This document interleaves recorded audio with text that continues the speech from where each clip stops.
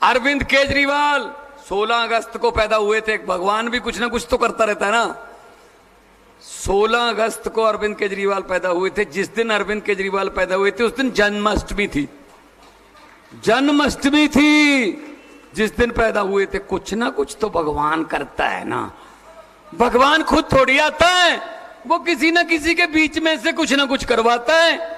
वरना एक छोटे छोटे आम घरों से हम लोग खड़े होकर मुख्यमंत्री बन गए, मंत्री बन गए, एमपी बन गए, ये आम बात थोड़ी है जी। ये किसी को बारी देते हैं क्या?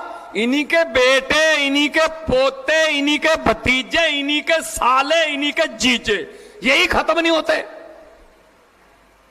बताओ किसी और की बारी आई? आपके किसी बच्चे की बारी आई चेयरमैन बनने की, एमएलए बनने की, विधायक बनने की? आपके बेटे की बारी आई? क्यों भाई, क्यों नहीं आई? इनके बच्चे बेटे बनेंगे, एमपी वो बनेंगे, एमएलए बनेंगे, ये खड़े हैं हमारी, ये फोर्सेस खड़ी है हमारी। कोई इनकी तरफ ध्यान नहीं देता। 10-10 साल से इनकी उन्नतियां रुकी हुई हैं। पंजाब में हमने फैसला किया हुआ है, दिल्ली में फैसला किया हुआ है। दिल्ली का कोई पुलिस का जवान, दिल्ली का दिल्ली का कोई जो फौज का जवान और पंजाब का कोई पुलिस का जवान और पंजाब का जो फौज का जवान अगर बॉर्डर पे या ड्यूटी के दौरान शहीद होता है, 1 करोड़ रुपया भाई साहब भोग से पहले देते हैं। पंजाब पुलिस को तो 2 करोड़ देते हैं हम, क्योंकि एचडीएफसी के साथ हमारा एक टाई अप है, तो उनको वहां से इंश्योरेंस मिलती है। पंजाब पुलिस की ड्यूटी के दौरान अगर कोई शहीद हो जाए 2 करोड़ रुपया घर वालों को मिलता है। मैं ये नहीं कहता कि 2 करोड़ से मैं उनकी जान वापस लेके आ सकता हूं। शहीद की जान की कोई कीमत नहीं होती, लेकिन 2 करोड़ घर पे मिल जाएगा ना, तो कम से कम इधर उधर हाथ नहीं फैलाने पड़ेंगे, परिवार ठीक रहता है, बच्चों को पढ़ा लेंगे। यहां क्या देते हैं? बाकी देश में क्या देते थे पहले? विधवा को, शहीद की विधवा को सिलाई मशीन, तालियां। बताओ, सिलाई मशीन, हद है यार।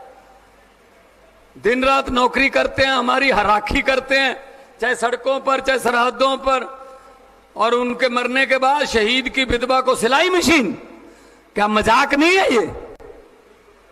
तो भाई साहब आओ, निकल के आओ, बाहर आओ।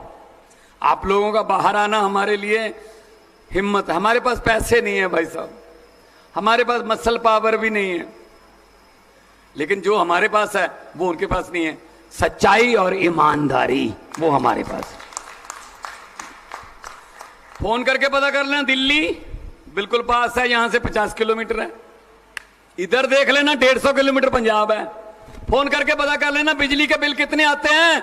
90% पंजाब को पिछले 2.25 साल से, 2.5 साल हुए गवर्नमेंट बने हुए, पिछले 2.25 साल से 90% पंजाब को जीरो बिल आ रहा है भाई साहब, जीरो बिल। इधर भी जीरो बिल आ रहा है दिल्ली में, इधर भी जीरो बिल आ रहा है पंजाब में। भाई हरियाणा ने क्या कसूर कर दिया? हरियाणा का क्या कसूर है भाई? कसूर नहीं। अब आपके पास, पहले आपके पास रास्ता नहीं था असल में। एक को हरा के दूसरे के पास, दूसरे के तंग होके फिर एक पहले के पास। अब बदलने का टाइम आ गया, अब झाड़ू चलाने का टाइम आ गया। और इनसे डरना नहीं है। ये आपके पास आएंगे अभी पैसे लेके। मुझे पता चला है कि वो कहते हैं भगवंत मान केजरीवाल जितनी मर्जी रैलियां कर लें, लेकिन हम पैसे देते हैं, हमारे पास पैसे बहुत हैं और हम वोट खरीद लेते हैं। मेरी हाथ जोड़ के बेनती है सोनीपत वालों, जहां जहां भी रिश्तेदारों, दोस्तों, मित्रों को फोन करके बोल देना, अगर ये पैसे देने आए मना मत करना।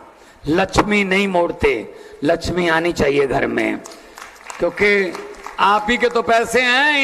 इनने कौन सा नरमा बीजा है? पैसे तो आप ही के हैं, बस आपने एक काम करना है, ऐसे करके हाँ, और इलेक्शन वाले दिन झाड़ू वाला बटन दबा के जो समझ गए वो ताली बजा दो, बाकियों को माफ है। बहुत समझदार लगता भाई। इनको भी तो पता चले, इनको भी तो पता चले कि किसी दर से खाली वापस आने का क्या दर्द होता है। लूट रहे हैं ये और अफवाह फैला रहे हैं जनता। हरियाणा की जनता काम नहीं करती, हरियाणा के युवा काम नहीं करते, धरने देते हैं। पंजाब के युवा या पंजाब के किसान धरने ही देते हैं, हरियाणा के किसान। अरे भाई साहब, एक गांव में भैंसें चोरी होने लगी।